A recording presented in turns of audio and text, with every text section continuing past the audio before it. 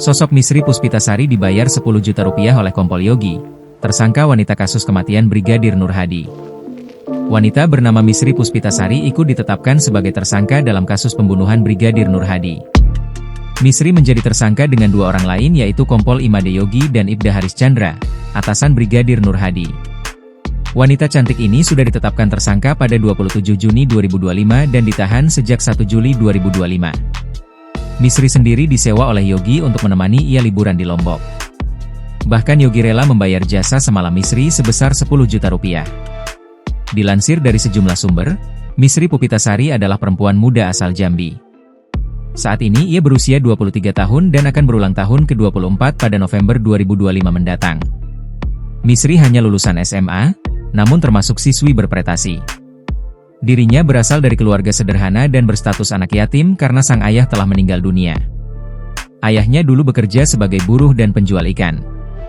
Setelah sang ayah meninggal, Misri menjadi tulang punggung keluarga untuk menghidup ibu serta 5 saudaranya. Misri sendiri tidak tinggal di wilayah Nusa Tenggara Barat. Misri mengenal tersangka Kompol Yogi pada tahun 2024, namun hanya sepintas saja. Sebelumnya, Yogi pernah dekat dengan teman Misri di Jakarta.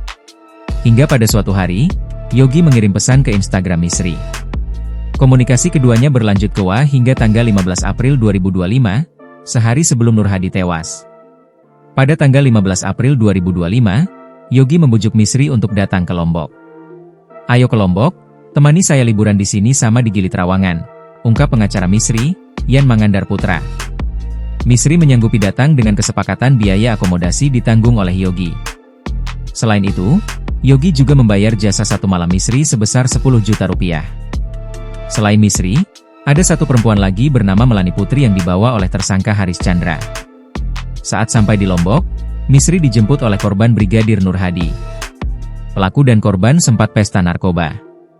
Lokasi pembunuhan diduga di sebuah villa kawasan Gili Trawangan, Lombok Utara, NTB pada 16 April 2025. Pembunuhan ini dipicu korban Nur Hadi merayu teman salah satu tersangka.